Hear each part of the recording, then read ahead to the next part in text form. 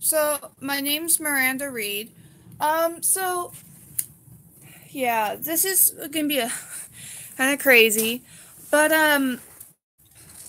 so of late, all right, like around maybe I don't remember when I had this dream, but it was kind of weird. I was sleeping. It was when I was in the bed, and um, I had this dream where uh, I was sitting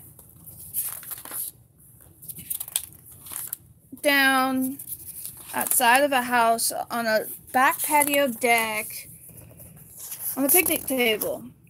And, well, starts out is I'm with this guy and I'm eating something or whatever, and then it switches to I look up in the sky and I see a dragon flying above our head. And, well, uh,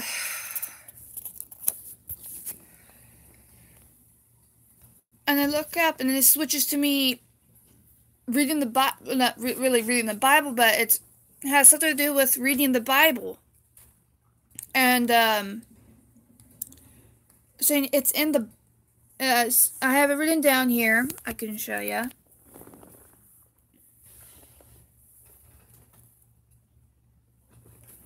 I don't know if you guys can see it.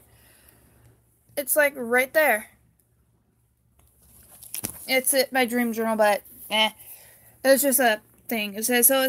I'll read it to you guys. Dear Dream Journal, hi, it's me again, but this time I have something good to write this time.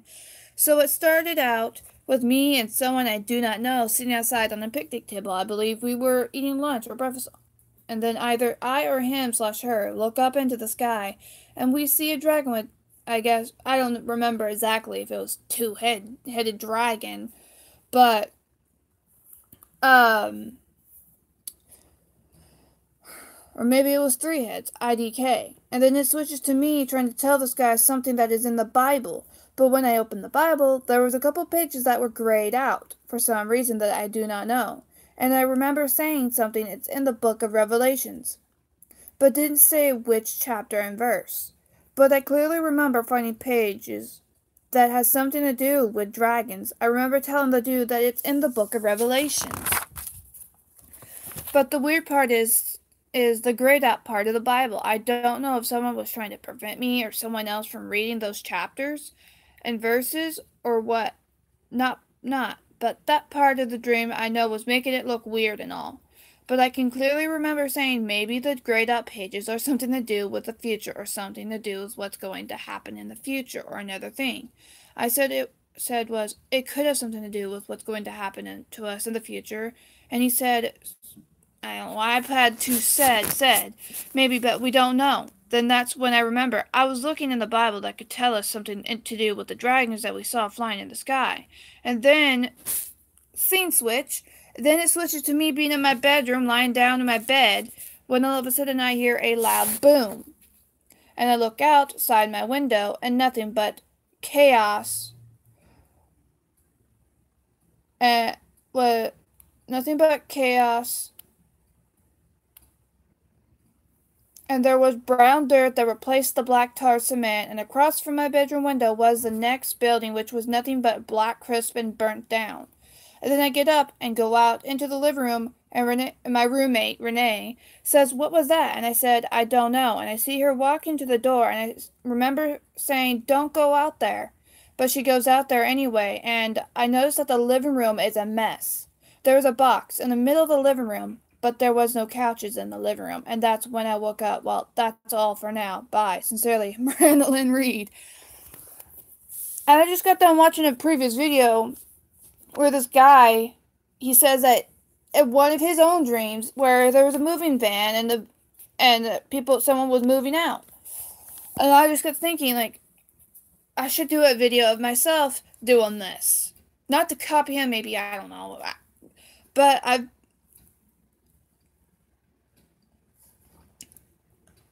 been wanting to. I talked to my cousin. I shared this with my cousin, And he said it could be a message from God or so, like chaos and destruction, and that the dragon does have something to do with the Book of Revelation. The serpent, the dragon, you know, everything with the. And I was like, and I'm looking in the, and I was like, I'm like, I don't, I'm trying to figure out why the heck did I have a dream about a dragon?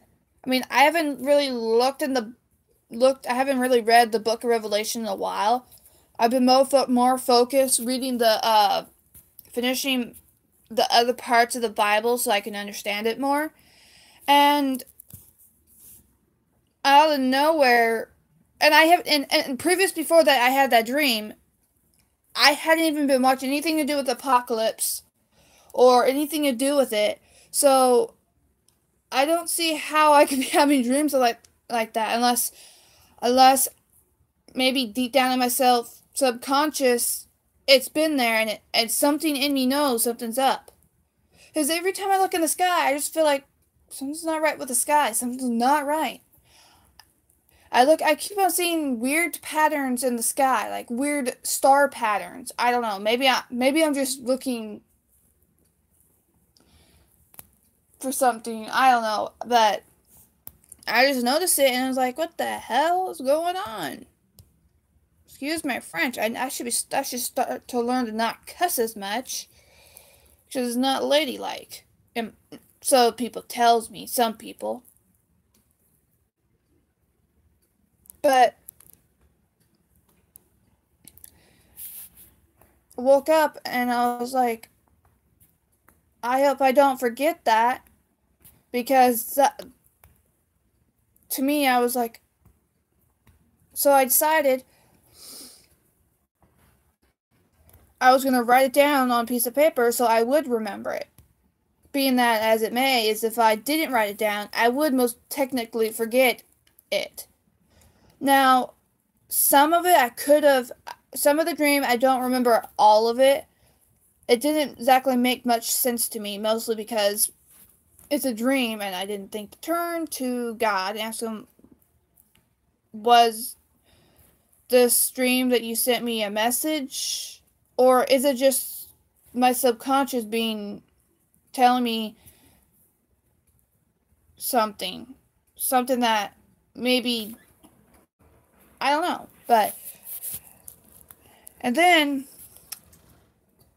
it was like a couple of days or like a week after my birthday, which was April 11th of last month, it is May now, but I had lunch with my cousin. We went to Golden Corral in Northern California, which is Sacramento. We went to Golden Corral. We had a good time, and we were talking about God and everything and all that. And um, then I remember, I know that I didn't get any sleep the previous night before, and so I kind of got the food in my stomach, was making me, because I had a pretty good meal, big meal, and so I went home, watched a little bit of TV, and then started feeling tired. So I turned off the TV, turned off the lights, and just went to sleep. Then I noticed like I was having, then in the dream, my next dream, I had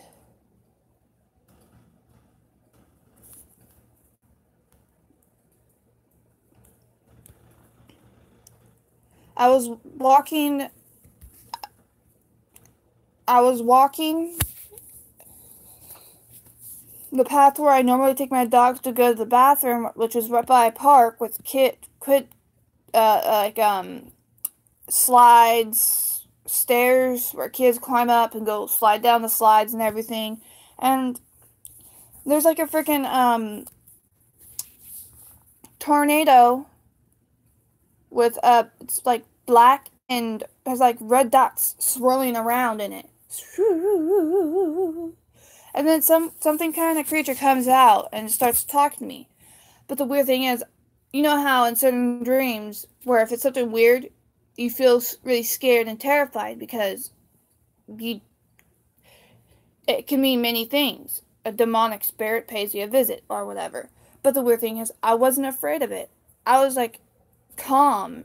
Like I wasn't afraid of it. But the creature, the description of the creature, I'm calling it, that came out of the tornado,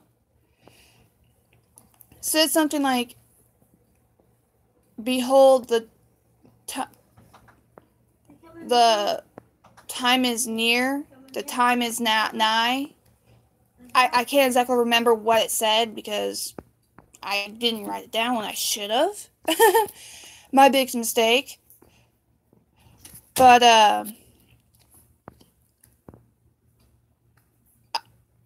and then I look up into the sky. I remember clearly turning around, and I'm just standing in the same spot where I was communicating with the tornado, or the tornado that with the creature that came out of it. I could be the. I'm gonna talk about that more after that, but I turn out to look at the sky and I notice some things like there's a shadow flied across, like kind of like flew past the sun, and I was like, I'm looking at it, and I notice it, and then I notice that the clouds are like moving a little fast. You know how clouds aren't supposed to move that fast, but you do notice that they move slow motion, but not fast, like like on Vampire Diaries, where the vampires super speed across the room, and you, like in a blink of an eye. But it's a lot more. It wasn't like that. They were moving slow pace, but to me, it kind of felt like they were moving a little faster than normal. But I saw something like shadowy, like move across the sun. And then I noticed that I looked down onto my right arm, that my skin was starting to melt off. I could see the underneath the skin where it's melting, the reddish meat or whatever, the muscle, I guess you could say. And then then it just I scream, and then I'm lying on my back, like trying to breathe, but like making that kind of breathing, like having trouble breathing, and right before things go black, like like before I die, my last words are, "Lord, save me." I call out to the Lord, and I told, and shit. I just remembered I wasn't supposed to say that part of the dream, because in the dream the creature told me, "Do not tell anyone." Crap. Oh well. I was already out and in the open. What am I supposed to do?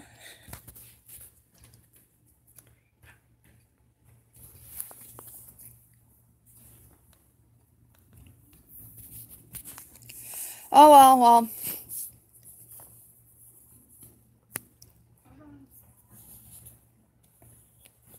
Ay. But I know that that's what happened in that dream. But there's another dream that I'm going to tell you about. One that I haven't really thought about in a long time. And it starts out with me like walking in a meadow with like dead, like yellowish grass. Grass. Or you guys get the plant that grows on the ground with that's supposed to be green, but really, if you don't trim it, cut it with a lawnmower, it gets pretty lengthy. And I'm walking in the meadow. If one of you have seen like Little House, and like how Laura or Melissa or whatever is walking, and her hand like kind of brushes against, uses walking and brushes the grass with her hand. I remember doing that in the dream. Then it switches to me being like off to the side, like hiding or something. And I see this guy, blue plaid shirt. He's walking, and then all of a sudden his shoulder starts to catch on fire. And he's screaming and da da da da. That was like. And then it switches to me. Then it switches to me being in my parents' backyard, my childhood home where I grew up, from 4 to,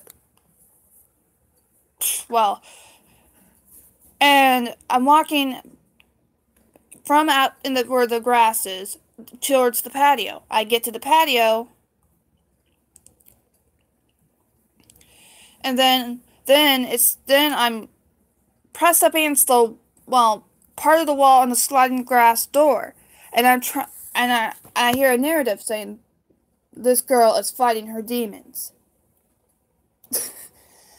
And I'm kind of like reaching, trying to cover, and I'm struggling. Like, I can't move at all. It's like this strong gust of wind just pushed me up against the window or the wall. And I'm trying to break free from it, but I can't. So, what I do, I'm reaching, trying to reach, and I try to go like this against the window. If someone's in the house. And I hear the narrator saying, in a male voice, this girl is fighting her demons.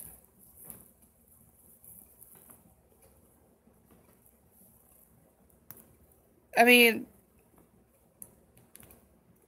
and then that's when I woke up. I could be leaving out some of the part of the dream, but like I said, I haven't really thought about that dream in a long time.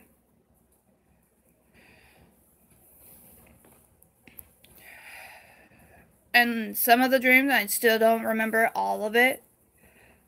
But I do know that it was really weird. Kind of made me a little freaked out by that part when I had that dream that I just told you about. And it's like, really weird. And then,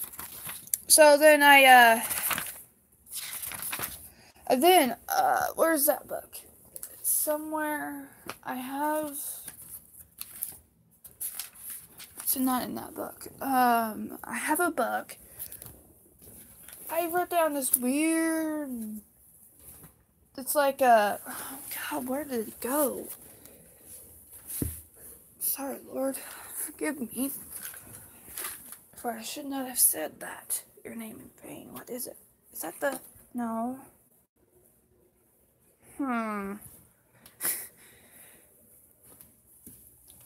Okay, where are you?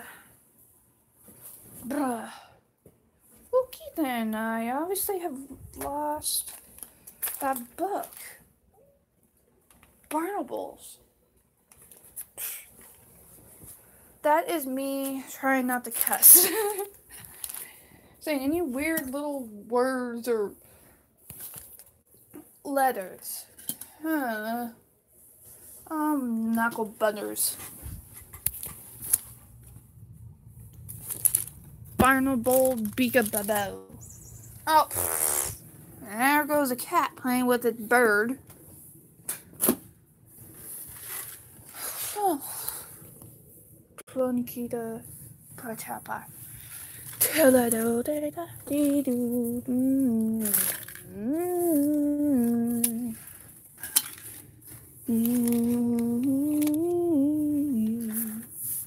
Oh gosh.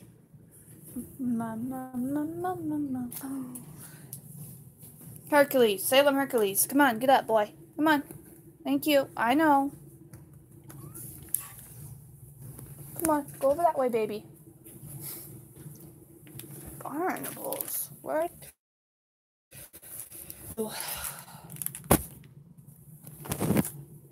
Oh, I need to eat. Haven't eaten. Maybe. What did I do with it? Where did I go? What did I do with it? That book I had is gone. Kitty, kitty, kitty, kitty. Scratches, scratches, scratches. Well, I was going to show you guys, but I can't seem to find the book that, well, let's just say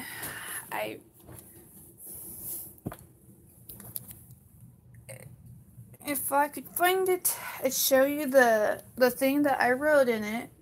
Oh, now oh! Peanut, I'm sorry. Oh my lord. Oh god, Peanut, I'm so sorry. I am so sorry. Honey, I sat on you. Come here, mama. Come here, my baby. Come here. Put you on camera. Yeah. This is my baby. My dog. Ain't she cute? Here you go, boo-boos. Peanut, look at the camera. Look at the camera. There's a camera. There's the camera. Look. There's the camera. You're on camera, Peanut. You're on camera, baby. You're sniffing the book? You sniffing the book? The book. Okay, I'm gonna find the...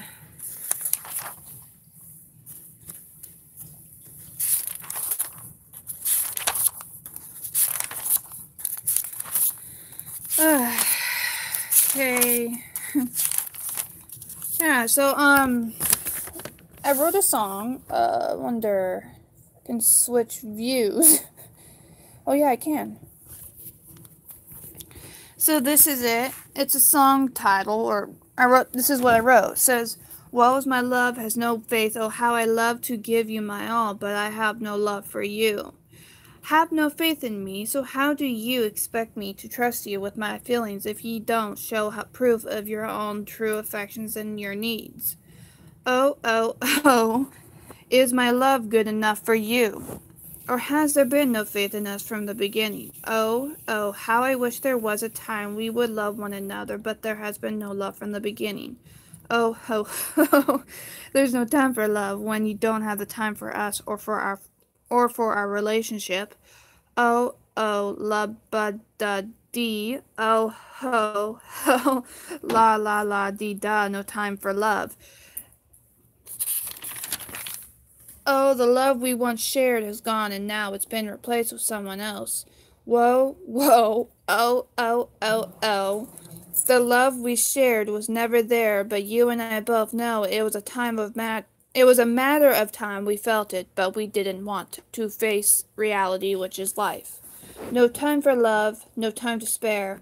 Oh, the love we once shared has gone and passed. Now there's nothing to share with me, because you don't give me the time or day or night. Oh ho, no time for love, because we have no time for each other in your life you lead." There's that. And then there's that. And when I put down "No Time for Love," that's when I came up with "No Time for Love," song title by Miranda Reed. Odd enough, Peanut, you're on camera, so quit biting your butt. And then, in my Bible, which someone was throwing away plenty of perfectly good Bibles. This is the one that I got from the trash. I cleaned it up a bit. But other than that, someone's throwing away a perfectly good Bible. And with notation marks of, the naming of the book of Genesis. Someone was taking down notes in there. Law.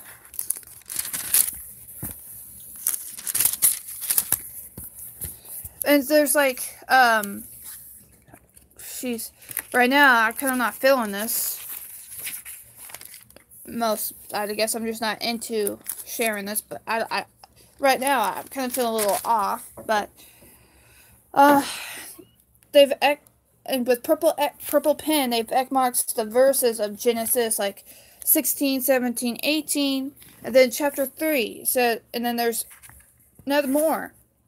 Chapter 2, chapter 3, verse 2, 3, 4, 5, 6, 7. And then also verse 15 is X marked and underlined, as well as verse 4, 5 are also underlined. And the serpent said unto the woman, Ye shall not surely die, for God doth know that in the day ye eat thereof, then your eyes shall be opened, and ye shall be as gods, knowing and good and evil. And in verse 15, I'm pretty sure some of you who are pretty familiar with the Bible says, I will put enmity between thee and the woman, and between thy seed and her seed.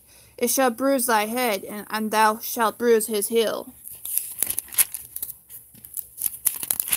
And then in chapter 6, Genesis 5, chapter 5, verse 25, in that page, the flood. Verse 5. Verse 5 is marked with the purple pin X mark, with also a 6, 7, when it's just 5 and 6. And God saw that the wickedness of man was great in the earth, and that every imagination of the thoughts of his heart was only evil continually. And it in verse 6, and it repented the Lord that he had made man on the earth, and it grieved him at his heart. Then go down to verse 11, 12, and 13. The earth also was corrupted before God, and the earth was filled with violence. Verse 12. And God looked upon the earth, and behold, it was corrupt, for all flesh had corrupted his way upon the earth. Verse 13. And God said unto Noah, The end of all flesh is come before me. For the earth is filled with violence through them, and behold, I will destroy them with the earth. But see, the end of all flesh is come before me. For the earth is filled with violence. It's underlined. So they must have saw that as important, right? And there's more. In chapter 7, verse 23, and every living substance was destroyed which was upon the face of the ground, both man and cattle, and the creeping things, and the fowl of the heaven, and they were destroyed from the earth.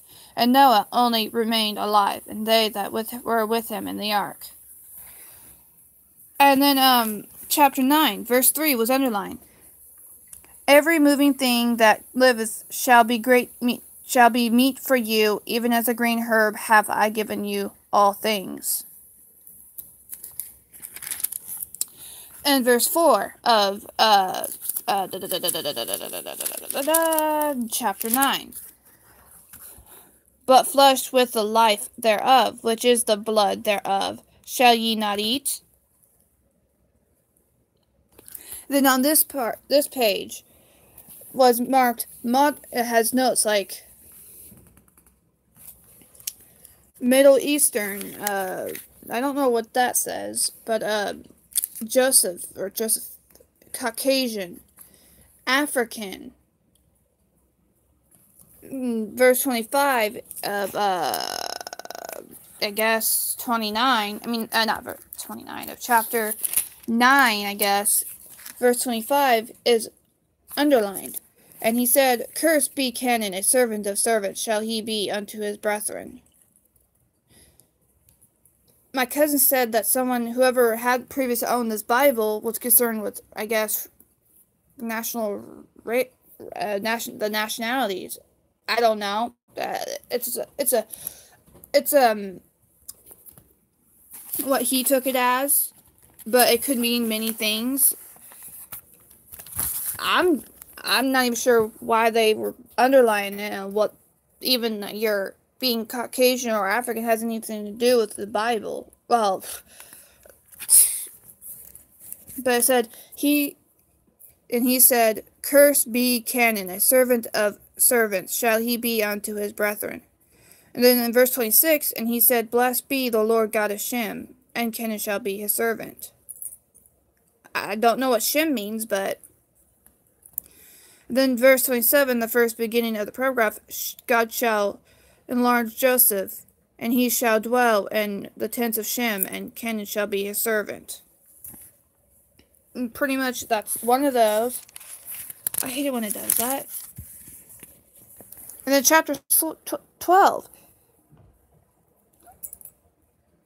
Syrian says, And now the Lord has said unto Abram, Get thee out of thy country, and from thy kindred, and from thy father's house, unto a land that I will show thee. But I guess whoever this person was that used to own it,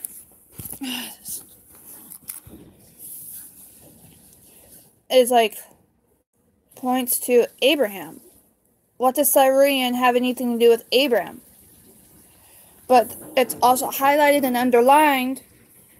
And it says, verse 2, And I will make of thee a great nation, and I will bless thee, and make thy name great, and thou shalt be a blessing. Verse 3, And I will bless them that bless thee, and curse him that curseth thee, and in thee shall all families of the earth be blessed. Oh, Lord, have mercy upon us. And then right here, verse 8 of chapter 13. And Abraham said unto Lot, Let there be no strife, I pray thee, between me and thee, and between my herdmen and thy herdmen, for we be brethren. Verse 9. Is not the whole land before thee? Separate thyself, I pray thee, from me. Is underlined, but no X marks. So that must mean like he was taking notes, yeah, or she. If thou wilt take the left hand, then I will go to the right, or if thou depart to the right hand, then I will go to the left. The verse 14 is X marked and highlighted, I think. Yeah. And the Lord said unto Abram, after that Lot was separated from him, Lift it up now thine eyes, and look from the place where thou art northward and southward and eastward and westward. Then verse 15 has an X mark with purple pen, and also highlighted and underlined. For all the land which thou seest to thee will I give it, and to thy seed forever. Verse 6 has an X mark, as well as verse 16 and 17. And thou will make thy seed as the dust of the earth, so that if a man can number the dust of the earth, then shall thy seed also be numbered. Verse 17, Arise, walk through the land in the length of it, and in the breadth of it, for I will give it unto thee. I'm hungry, but I'm not going to deal with that. Verse 13, And he said unto Abram, Know of a surety that thy seed shall be a stranger in a land that is not theirs, and shall serve them, and they shall afflict them 400 years.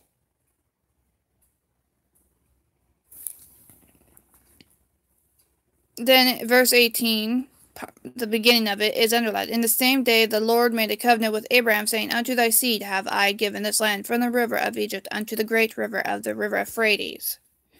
Is underlined. The beginning and the end of the paragraph of verse 18 is underlined with green pen. But chapter 16, verse 2, 3, 4, 5, 6, 7, 8, and 9, and 10 and 11 has X marks. I'm not going to read it because I don't want to go all the way through it, but you can see for yourself. And then it says right here, and shalt call his name Ishmael, or however I don't know how you pronounce that name, but yeah.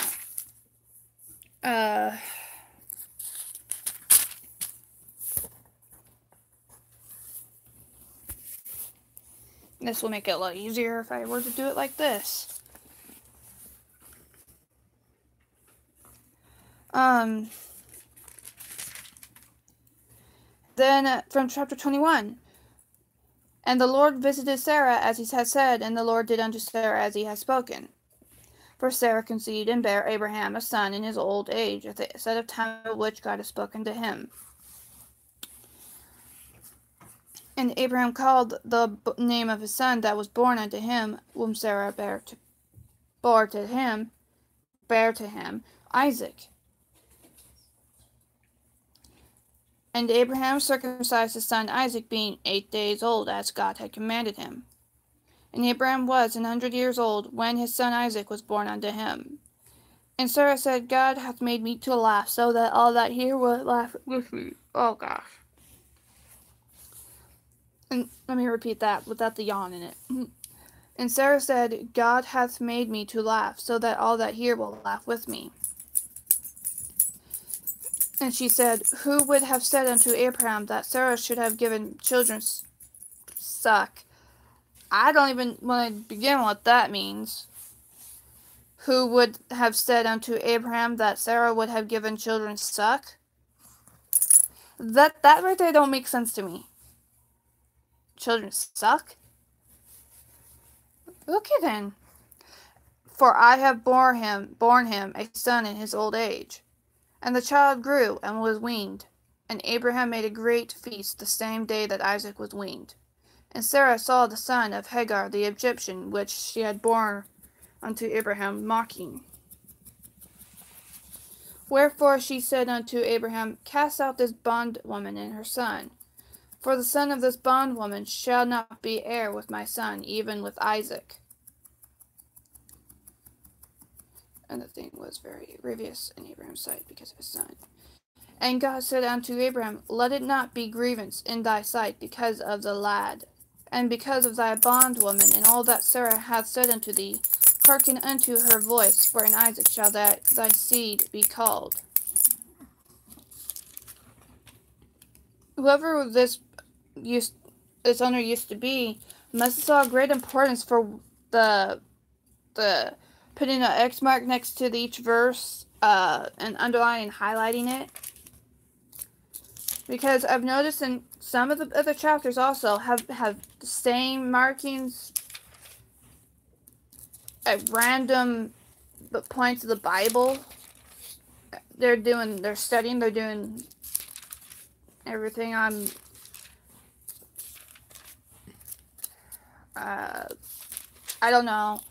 I just, not that I don't really think it's anything wrong with it, I just kind of find it weird that I've come across a Bible, mostly found it in the garbage, nearly the end of and in perfect shape and health. Nothing wrong with it. It was in perfect condition. Like, they just got it, and then decided to throw it away after they were done with it. Like, who does that to a Bible? Who does that to God's Word? I mean, couldn't you just donate it to someone that most needed, or gone around, hey, do you want a Bible or something? Unless something's going on. I don't know. Me and my roommate were getting ready to go can hunting, because it's what we do, to make more money, and we were looking. She told me that there were some Bibles in the trash, because I guess when she went to throw something away, or whatnot, she noticed that there were some books and Bibles in there, and I was like, I don't want to just let these things go to waste, be thrown in the dumpster. That's just a waste. And the Bibles we got, they were like perfectly good. And then, so in chapter 6, and Israel took his journey with all that he had, and came to Beersheba, and offered sacrifices unto the God of his father Isaac. Verse 2 also has an X mark next to it. And God spake unto Israel in the visions of the night, and said, Jacob, Jacob. And he said, Here I am. And verse 3, and he said, I am God, the God of thy father. Fear not to go down into Egypt, for I will there make of thee a great nation.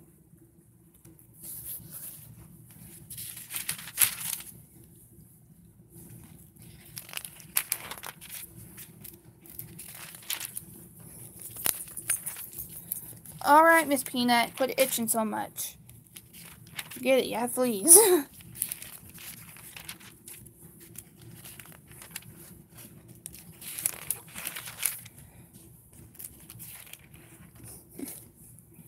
Alright, the plague of lice. I've had lice when I was in high school. I used to struggle with lice. And it wasn't because I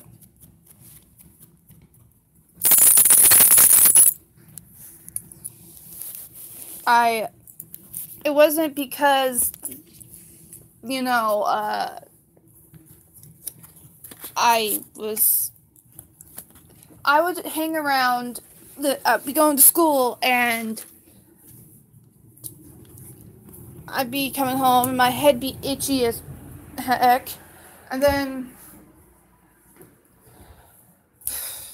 that is I never have lice anymore. I mean, I still have the remnants of itchy head, but the weird thing is, I remember I used to be picking out bugs out of my hair like crazy because they crawl out of my hair, and like, but then after high school was over, I didn't have it anymore. And I was like, okay, well, someone at school must have had it and wasn't speaking up, because I kept getting it like crazy, and I had to get the treatment every single time I had it, and I hated it. I'm like, ugh. Vinegar, oil, and whatever. Like, oh my goodness. Like, non-stop having to deal with that. I was just miserable. I'm like, what the heck? Can't I get a break from life or whatever? Round drawer. If you don't see me, it's because I'm, oh, damn. But as of right now, I live on my own. I have my own apartment, and I have a roommate. And the purposely now, because I've mentioned her in the video, of course.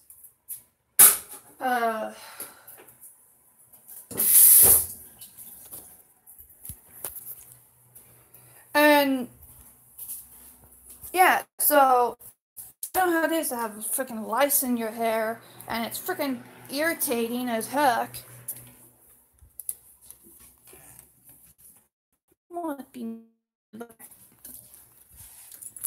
And yeah, but back to what I was doing. I had to go make my dinner.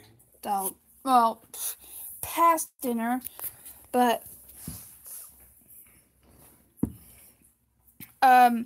chapter in the book of Exodus, chapter 8, verse 22 and verse 23 is not highlighted, but underlined with purple pen. It says, "And I will sever in that day the land of Goshen, in which my people dwell, that no swarms of flies shall be there, to the end thou mayest know that I am the Lord in the midst of the earth." Verse 23. Chapter 8, verse 23. "And I will put a division between my people and thy people. Tomorrow shall this sign be."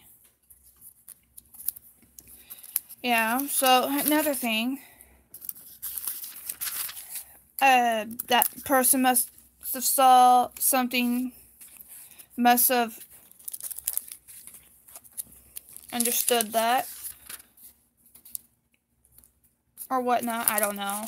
And like I said, I don't even know I can't really answer any questions because I don't quite understand the Bible that much. I'm still on the 2 Kings, so I'm not really all there. I don't understand it. I guess, yeah, I don't know. You guys probably know more than I would.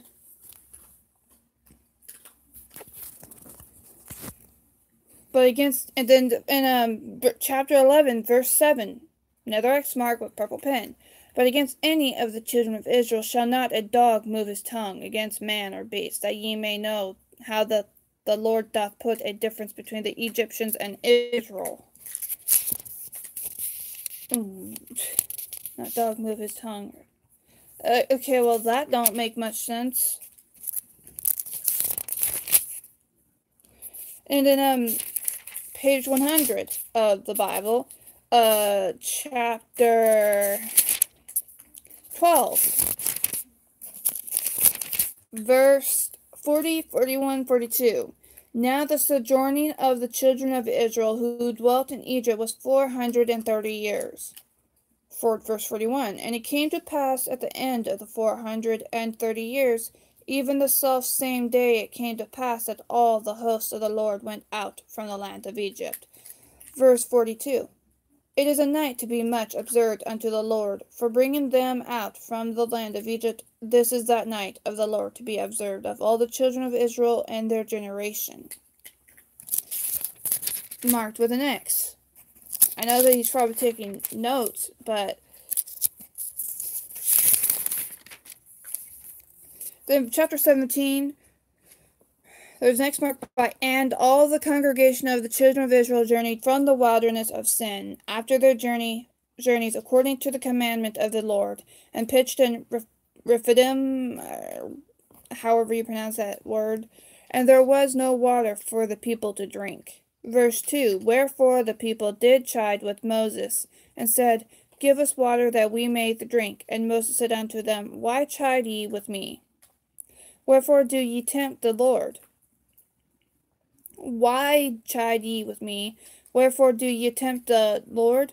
Verse 3, And the people thirst there for water, and the people murmured against Moses, and said, Wherefore is this that thou hast brought us up out of Egypt to kill us and our children and our cattle with thirst?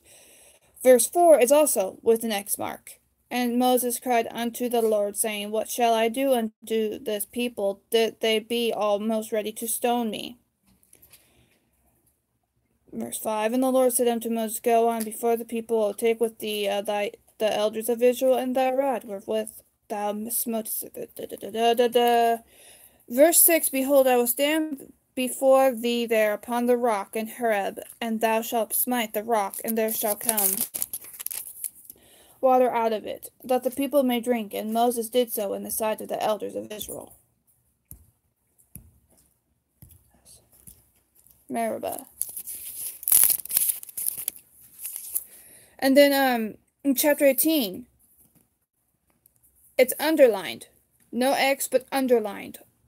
All the way from verse 2 to verse 13. And then chapter 19, X marked next to verse 3, also an underline of, And Moses went up unto God, and the Lord called unto him out of the mountain, saying, Thus shalt thou say to the house of Jacob, and tell the children of Israel. And then there's an X. Ye have seen what I did unto the Egyptians, and how I bare you on eagle's wings, and brought you in unto myself. All the way from verse 3 to verse 8. It's X'd. The only one that has an underline is the verse 3. Now, okay, I'm believing this is the Book of Commandments, the 10 Commandments. One of them, verse 16, is Thou shalt not bear false witness against thy neighbor. It's underlined. Thou shalt not bear false witness against thy neighbor. Underline. Wonder what that can mean. If you hear something,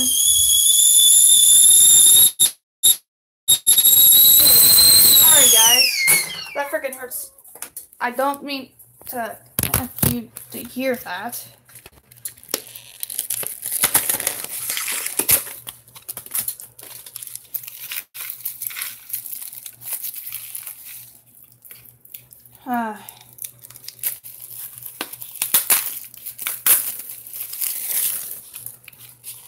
probably...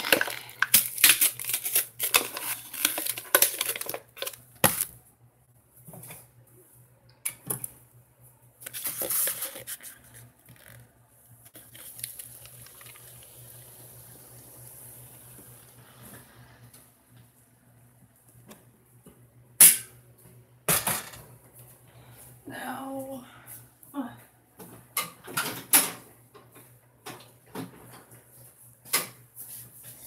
What's that? Gotta do the cat litter box. Ah.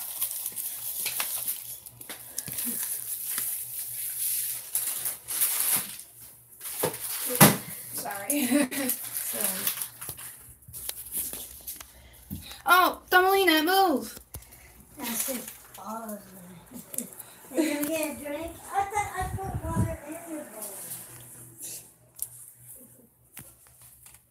Hey, get off of your brother.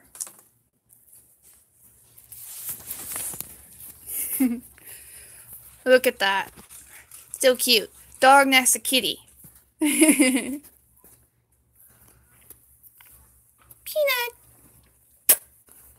Salem. So yeah, one of the Ten Commandments, verse 16, is underlined with purple pen.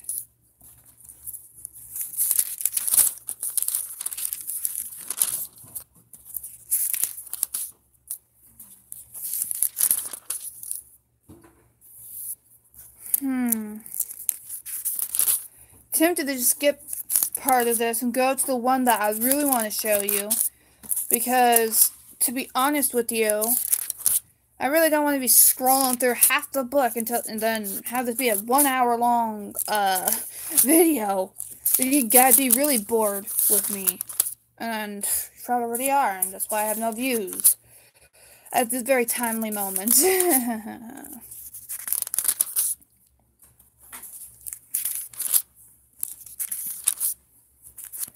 But now, third book of Moses. Probably nothing much special in this one. I mean, it's like a, please, if I remember correctly, it's the things pertaining to Levi. Levi was the third son of Jacob, and Mount Sinai, and it's through Aaron. The name of this book gives a clue to its contents. Leviticus means things pertaining to Levi. Levi was the third son of Jacob, and at Mount Sinai his descendants through Aaron, Exodus 20, verse 28, chapter 28, verse 1, were appointed priests to be in charge of the tabernacle and the religious life of Israel. The book of Leviticus, accordingly, is a manual for priests, detailing the religious rules and procedures which the priests had to observe and enforce for the covenant nation of Israel. Its historical setting is the 2 years Israel spent encamped at Mount Sinai. It contains no further account of Israel's journeys from Egypt to Canaan, or however you pronounce that word. The fact that Moses, the author of Leviticus, devoted an entire book to priestly matters shows the importance that religious observances were to have ever afterwards for the Israelites.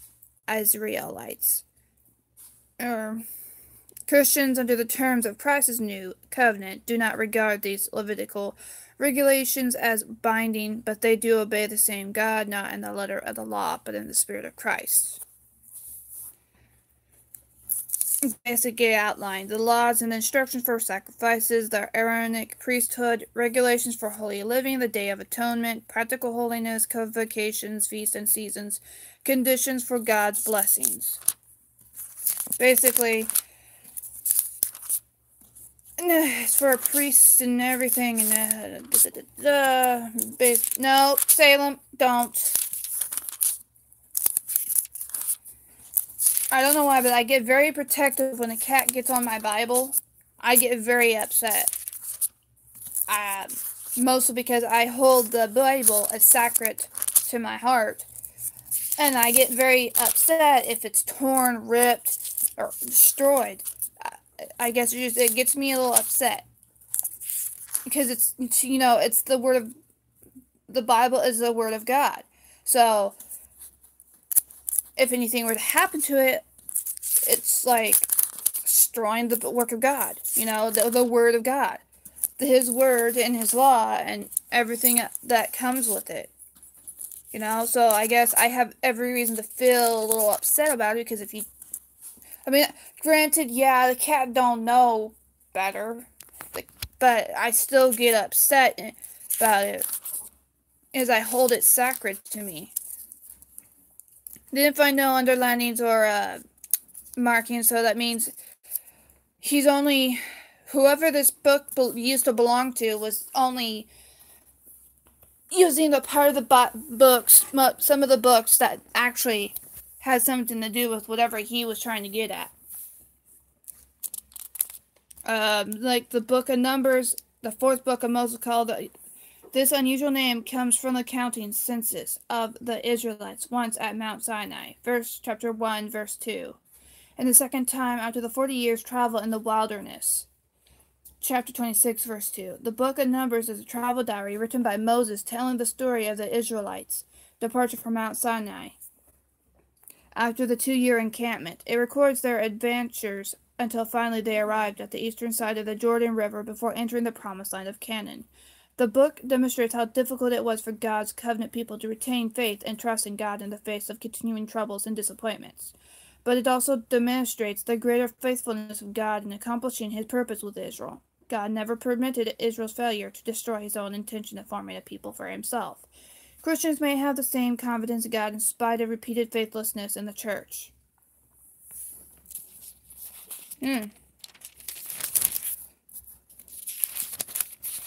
Yeah, well, it's having faith sometimes can be a little intimidating and scary. I'm one of those people. I struggle with believing. Sometimes it's hard to believe in something that people say it's not there, but you know what?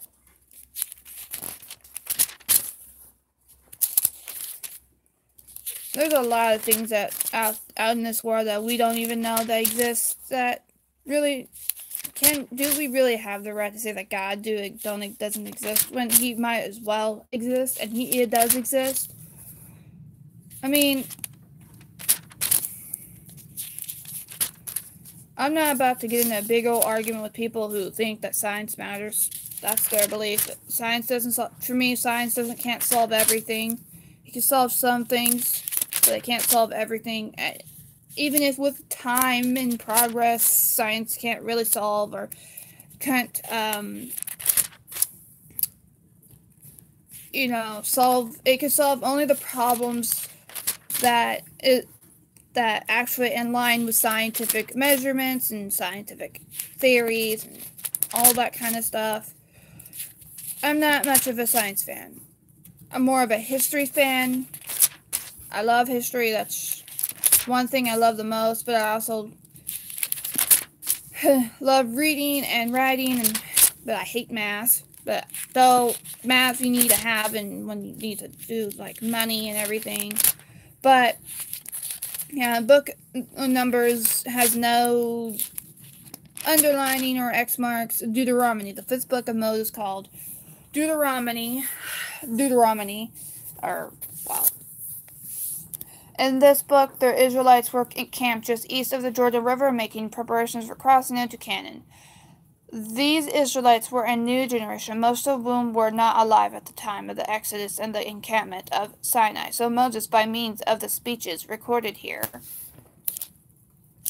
provided them with a comprehensive review of everything that happened during the 40 years in the wilderness.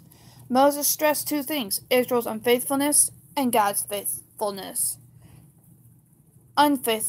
Faithfulness and God's faithfulness. He strongly urged the new generation of Israelites not to repeat the mistakes and sins of the past and to keep diligently all the laws of God. It is fairly common for modern scholars to insist that the book of Deuteronomy, which means second law, was written much later than the time of Moses, but aside from the account of Moses' death at the end, there is no compelling reason why Moses himself could not have written it. Well, in the days where those times, probably people did live long enough to write 5 books like that. I mean, with God's ability to prolong your life, why not? I mean, let's be real here. Those time, if you lived a good life, like up to 100 years or more, I wouldn't be surprised if someone back in the biblical times, if they lived up to 200 or so. Though they probably wouldn't look very cool, but still, let's be real and honest. If you have God on your side, why the heck not be able to live that long?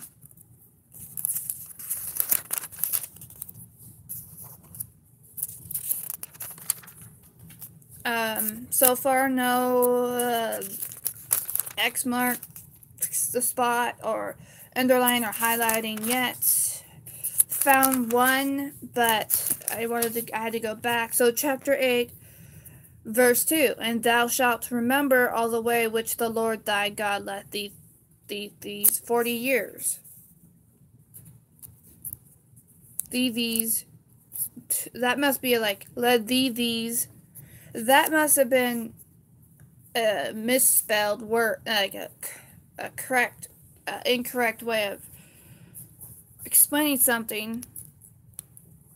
Because these, to me, don't make sense at all. I mean, let's be real. You don't put these in it. In these days, you don't see that. You only see that in people who have a hard time making a good paragraph or like saying something. They don't know their grammars very well. And tell you the truth, there's nothing wrong with people who have trouble saying words. It just means that they they have trouble pronouncing some words, and really, it's nothing for people to judge. I know that some people tend to get, myself included, I get a little irritated when someone repeats themselves, or if I have a hard time understanding them, I get frustrated because I try to guess, and I don't get it right, and I'm like, I was like, what are you trying to tell me? And if I can't understand it, then I give up, because what's the point of even trying to understand if you can't understand the word? Now, my father, he does not like it when you have to repeat things. When you repeat it, you're just sounding like a broken record, in his opinion. But then again, sometimes it's a good thing to repeat what you say, because if you repeat yourself, not 24/7, because when you do that, it just gets repetitive and irritating. But sometimes it's a good thing to repeat, so that way you can hear what you say, and if it sounds wrong, you can actually try to fix what you said. Now, I found, like, chapter 21, verse 18, 19, and 20, 21, 22, 23 has an X mark next to it.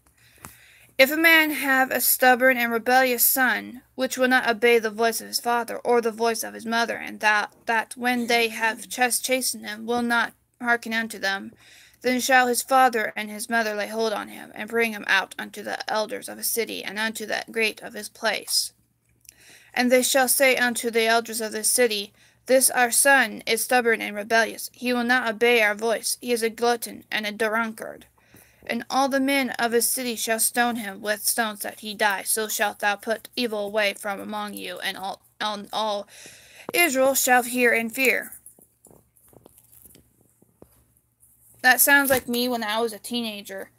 But then again, that's just teenagers. Teenagers go through that stage. Some people grow out of that stage of not listening to their mother and father. And some people do. Like, right now, I used to never really wanted to listen to what my parents had to say, because I didn't like what they said. But who doesn't like what their parents have to say when they're being scolded or told that that's not the right way to go? But from my personal own experience, I would say that you're better off listening to your parents, because if you don't, you're just making yourself a living, miserable world. because all you do is get in trouble. And from my experience, you're better off listening to your parents. So any kids that's watching this, listen to your parents. They have a reason for the reason why they say things and do things. I'm not I'm not a parent, but from experience of myself of being rebellious and getting myself into trouble a lot, doing things I should. I wish that I had listened to my parents. My childhood could have been a lot more easier, and my mother and father wouldn't have had to deal with a rebellious kid. But then again, it didn't help when I was bipolar, so I was constantly angry and all the time. Don't know why I was, just was. And they shall say unto the elders of his city, this our son is stubborn and rebellious. He will not obey our voice. He is a glutton and a drunkard. And all the men of his city shall stone him with stones that he die. So shalt thou put evil away from among you, and all Israel shall hear and fear. My brother, right now he's going through a very, very dark stage where he thinks he's I don't have anything against it. It's just he doesn't have a very real good excuse. He just says that, oh, I've had bad experience with women. Really, that's just an excuse to avoid trying again, in my opinion. I mean, to me, that's just you giving up, letting it get to you. For a while, I was hurt by a man that I actually was like, I liked this one guy, and his name was Wesley. We were supposed to go on a second date, and he stood me up, made up all kinds of excuses. Oh, my phone was dead, or my phone wasn't working, or my phone was shut off, which it might as well could have been. But at the same time,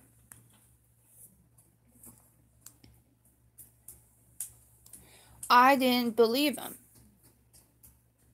And after that, I said, I'm swearing off men, but I didn't turn by because one, I had no good reason. Two, I didn't feel that way about women as I did with men. I liked men, not women, and that's just me. I don't know. I don't know, but I don't really like. But most part, I'm not saying that pagans are evil, but those who are Christian and believe in God would know that, I don't know. To me, paganism is evil and against God because they worship all different kinds of gods, and to me that's just ridiculous because there's only one true God, and really there's really no such thing as, well, count the miracles of what God does. No, I'm not going to go there. Yeah, but I don't know. I'm not going to go into it again. It's hard to explain, and my mind is trying to shut down the whole wanting to talk about brother and evil and blah, blah, blah, blah, blah. But all I know is my brother's full of anger and resentment towards my dad, and we all know that that's not a good thing. There's all that anger and hate and resentment. It's going to make, when you get older, it's going to come back to haunt you later on in life. It will, because it came back to haunt my father. He held on to all his resentment towards his own father, all the stresses of what happened to him in life, when he should have just moved on, let it go, or gone see the therapist or whatever, and kind of worked with it. And between my cousin and kind of didn't make my dad any less, well, any better. Both stressed him out to the point where it took a really big toll on his heart, and it made him have a heart attack. But then again, my father is the one that is responsible for all that he does. He chose to let it get to him. He chose to feel the way he wanted to feel. And at the end of the day, you're responsible for your own feelings. You choose to feel the way you do. You could choose to put it down, put aside all that you feel, and choose a different feeling. It's a choice you make. If you choose wrong, you get the consequences later on. You either get the consequences right away, or the consequences later on in life as you get older. And I watch everything that goes on with my parents, and the way people treat my mom, I really don't like it. They treated me like I'm an outcast just because I have a learning disability makes me stupid or whatever. No, I don't. It just means I'm different from everybody else, and there's nothing really wrong with that. I mean, you wouldn't want to be called stupid just because you have something different about you, right? But back to the topic. And all men of his city shall stone him with stones that he die, so shalt thou put evil away from among you, and all Israel shall hear and fear. And if a man have committed a sin worthy of death, and he be to be put to death, and thou hang him on a tree, his body shall not remain all night upon the tree, but thou shalt in any wise bury him that day, for he that is hanged is accursed of God, that thy land be not defiled, which the Lord thy God giveth thee for an inheritance. So he put X marks next to those verses. Then verse 9 of chapter 22 is underlined, Thou shalt not sow thy vineyard with divers seeds, lest the fruit of thy seed which thou hast sown and the fruit of thy vineyard be defiled. Verse 10, Thou shalt not plow with an ox and an ass together. I've been finding something pretty surprising in the Bible, that there's cuss words in the Bible. You would think that that would be free of that because of it being a holy sacrament of God, of the Word of God. You wouldn't want to have something that's that kind of language in the Bible, I guess. I don't know. Thou shalt not plow with an ox or an ass together. And verse 11, Thou shalt not wear a garment of divers sorts, as of woolen and linen together. Now, that verse, I never really fully understood. Verse 5, I really don't understand. It says, The woman shall not wear that which pertaineth unto a man, neither shall a man put on a woman's garment, for all that do so are abomination unto the Lord thy God. To me, that just means that you shouldn't wear a man's clothes, and a woman should not wear a man's clothes, and a man should not wear a woman's clothes. To me, that sounds, but then again, I could be wrong. It could be could mean something else entirely. I don't know.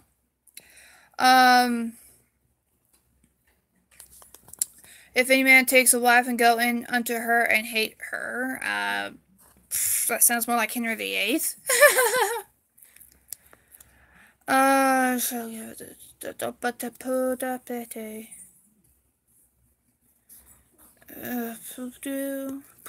why did I say that?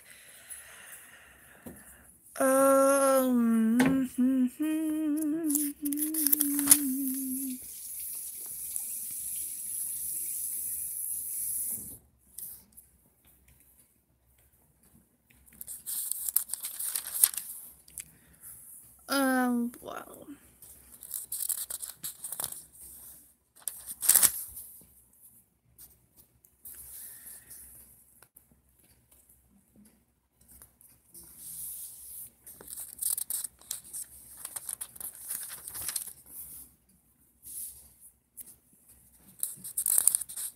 And this is in Deuteronomy, just to let you guys know. Okay, now chapter 28. And it shall come to pass, if thou shalt hearken diligently unto the voice of the Lord thy God, to observe and do all his commandments which I command thee this day, that the Lord thy God will set thee on high above all nations of the earth. Verse 2 is underlined with a green pen. And all these blessings shall come on thee and overtake thee, if thou shalt hearken unto the voice of the Lord thy God. Verse 3 is also underlined.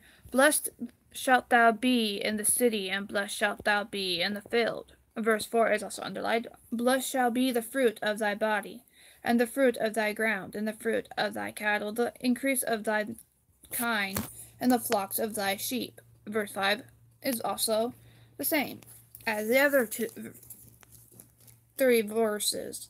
Blessed shall be thy basket and thy store. Blessed shalt thou be when thou comest in, and blessed shalt thou be when thou goest out. The Lord shall cause thine enemies that rise up against thee to be smitten before thy face. They shall come out against thee one way, and flee before thee 7 ways. The Lord shall establish thee an holy people unto himself, as he hath sworn unto thee, if thou shalt keep the commandments of the Lord thy God, and walk in his ways. And all people of earth shall see that thou art called by the name of the Lord, and they shall be afraid of thee. And the Lord shall make thee plenteous in goods, and the fruit of thy body, and the fruit of thy cattle, and the fruit of thy ground, in the land which the Lord sware unto thy fathers to give thee. The Lord shall open unto thee his good treasure, the heaven, to give the rain unto thy land in his season, and to bless all the work of thy hand. And thou shalt lend unto many nations, and thou shalt not borrow. And the Lord shall make thee the head and not the tail, and thou shalt be above only, and thou shalt not be beneath, if that thou hearken unto the commandments of the Lord thy God, which I command thee this day to observe and do to them. Verse 12, thou shalt open, is underlined. Thee his good treasure is underlined. Heaven to give the rain is underlined. And thy land in his season is underlined. Verse 13, and the Lord is underlined. Thee the head and not is underlined. And thou shalt be above is underlined. And thou shalt not be underlined. If that thou hearken is underlined. Commandments of thy God, which I thee this day to do to them.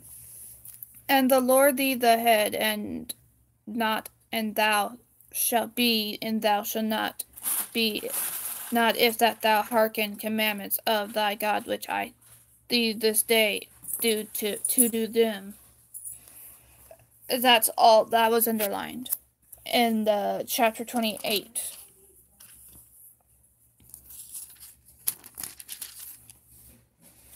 Alright, so it looks like in chapter 28, 29, verse 4, like in has like little dots, U, and heart to perceive is has like dot marks underneath it. But chapter 29, verse 29, the secret things belong unto the Lord our God, but those things which are revealed belong unto us and to our children forever, that we may do all the words of this law. Is underlined, so that must have been important to him. And then chapter 32, verse 8 is completely highlighted with purple highlighter. When the Most High divided to the nations their inheritance, when he separated the sons of Adam, he set the bounds of the people according to the number of the children of Israel.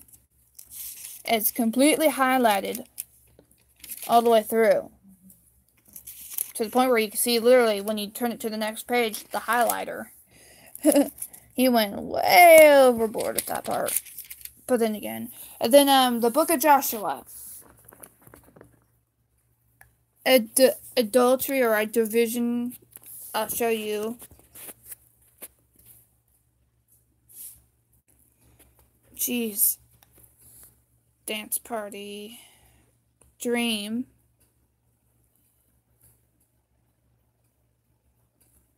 Glamour. Beam. There's that. There it is.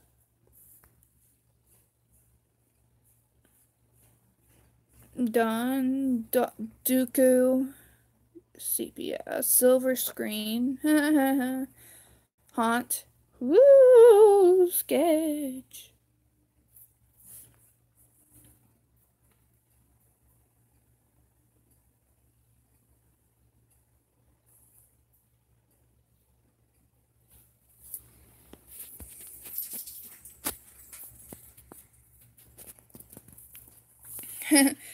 It says that. I don't understand that part, but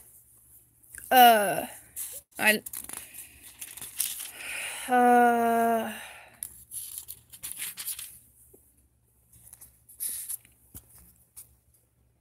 dreamy,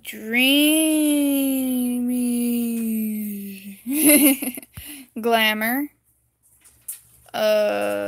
beam, dawn.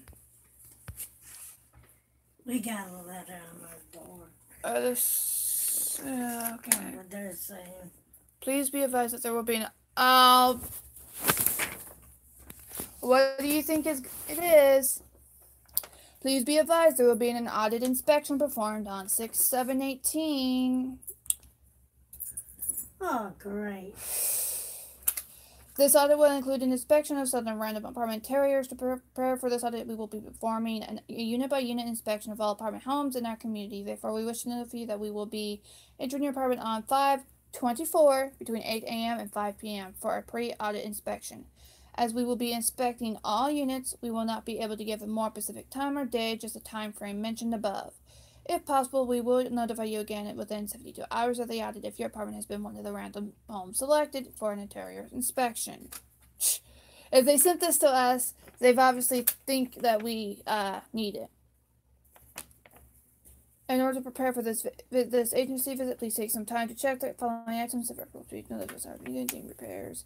Housekeeping. Apartment home is clean and uncluttered. No excess storage that could be a fire hazard.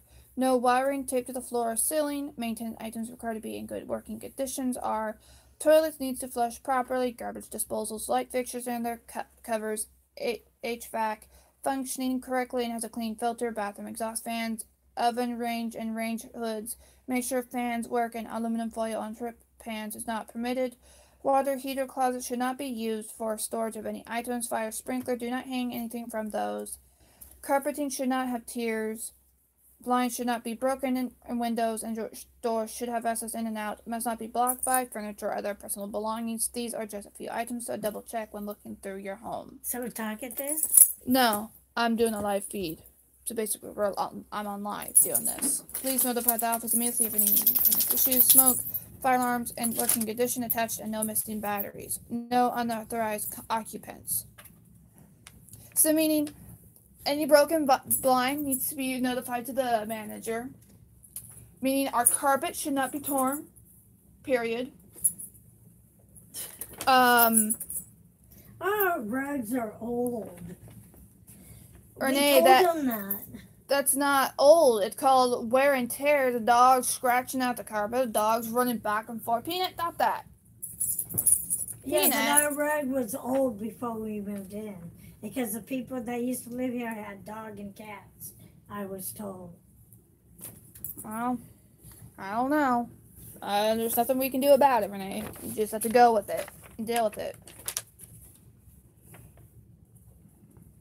Meaning, I have to clean my room. Everything cannot be cluttered. Well, we'll do the best we can. If they bitch about it, Renee, it has to be cleaned. I know. If this is like cluttered,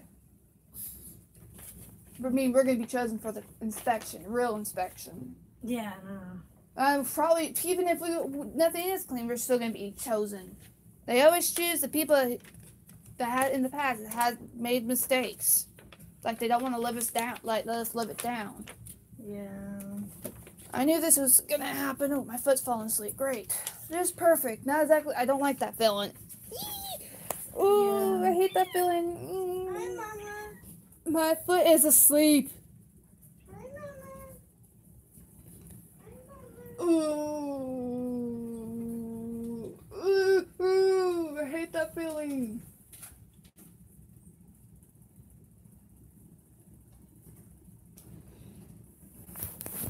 Don't you guys hate that feeling when your foot goes to sleep?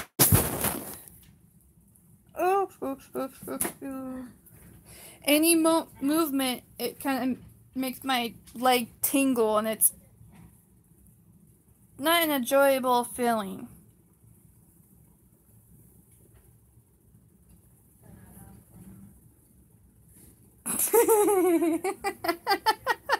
Peanut, you lick my foot. You're funny, dog. You're funny. I hate inspections.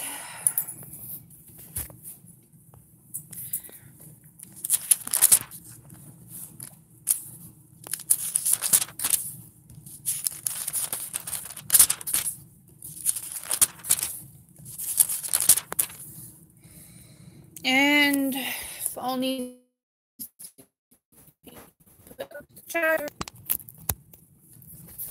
There we go. Oh, la la la la la la la la la.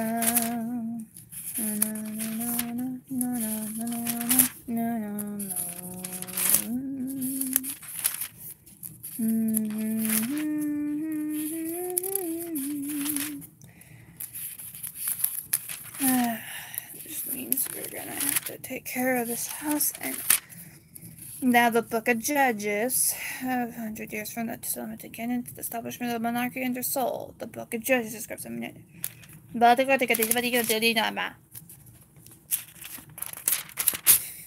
Just me being funny. And goofy. Barack. Barack?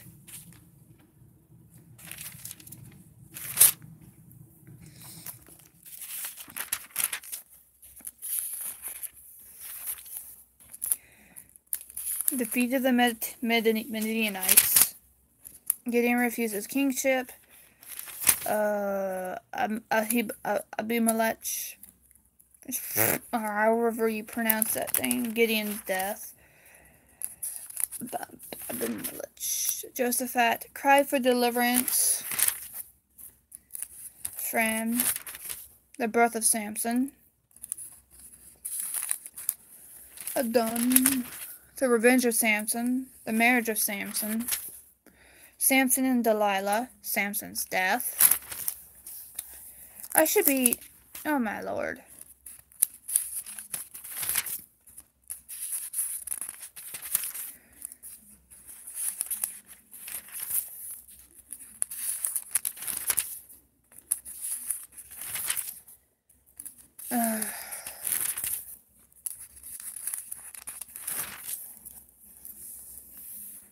Nothing yet.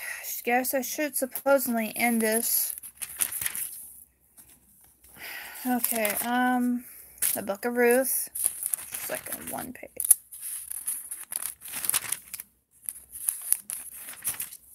Now the Book of Samuel. I've already read that.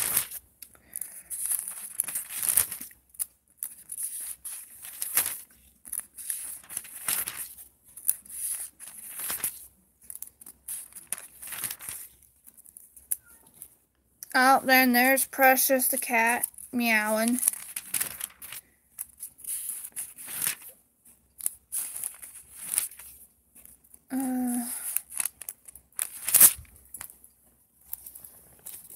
What was that look for, Peanut?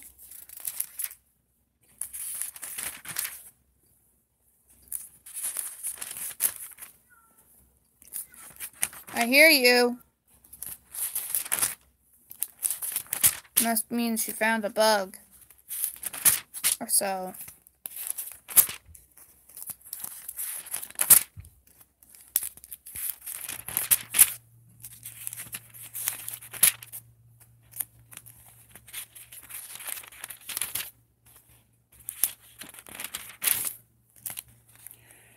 Now, the second Samuel, so it's called the second book of the Kings.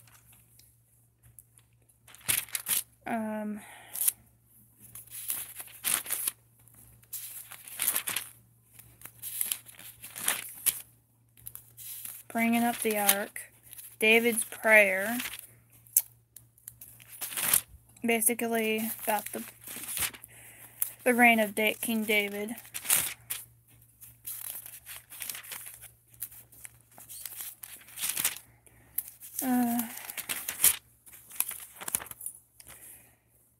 Third book of Kings. I've already read that. No highlighting at all.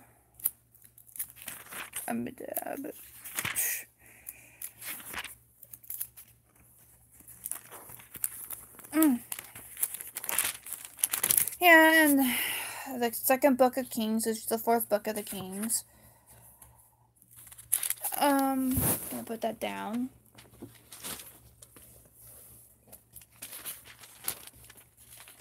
I kind of find the like Book of Kings kind of boring because, but I still read it because it's a part of the Bible, and it explains things that you should always read. Don't skip over it, even if it does bore you to death. And you're talking about someone who has not ever read the Bible before.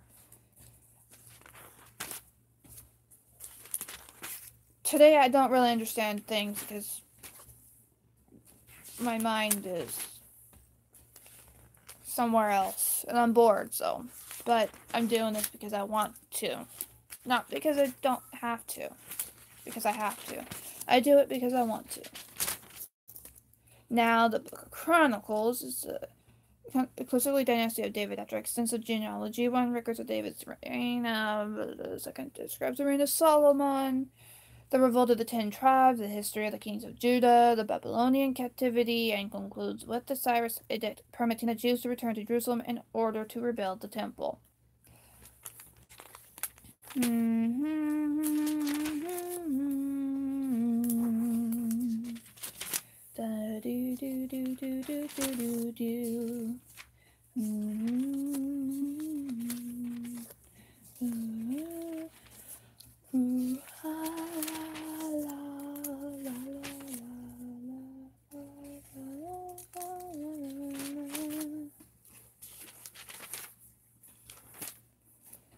No highlighting means nothing special in this book.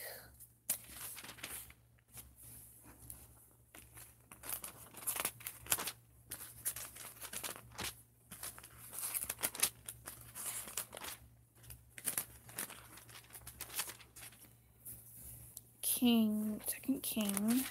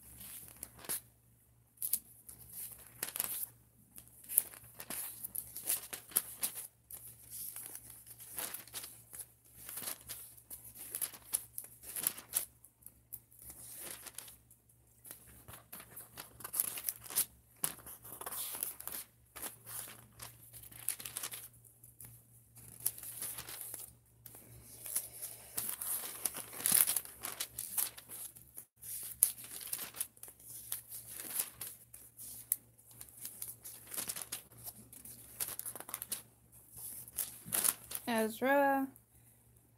The Jews returned from exile. The man whose name is Boaz also traveled to Jerusalem as a professional scribe.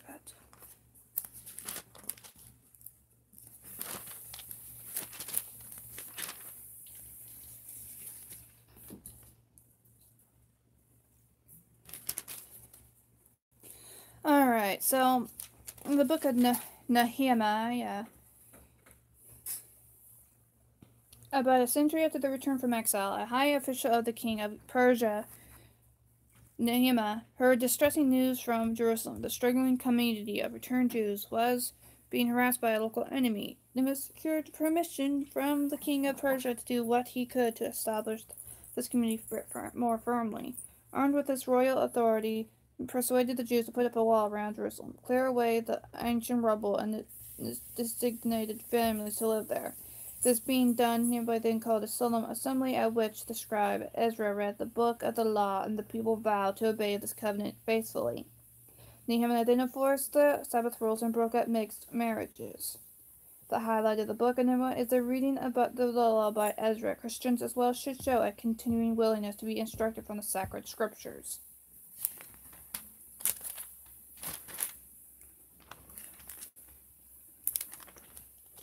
Perhaps 100 years more or less, and this is the book of Ezra, perhaps 100 years or more or less after the Jews returned from exile, the man whose name this book bears also traveled to Jerusalem.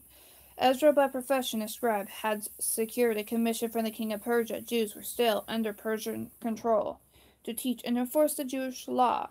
In this book, Ezra recorded the history of people after they returned from exile, particularly the rebuilding of the temple and the opposition of local authorities. Ezra described his consternation upon finding that the Jews were intermarrying with local non-Jewish people and were compromising their integrity in serving the Lord. Ezra put an end to this intermarriage and then led to people in solemn reaffirmation of the covenant. The lasting significance of the book of Ezra is in its emphasis on separation in Christ, of course. The barriers of nationality are broken down, but the spiritual separation of Christians from the spirit of the world must not be compromised.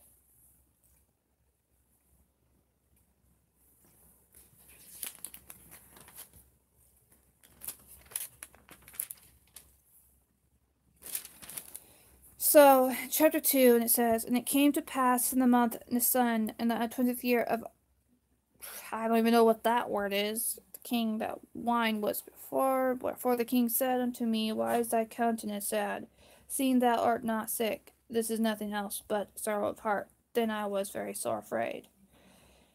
He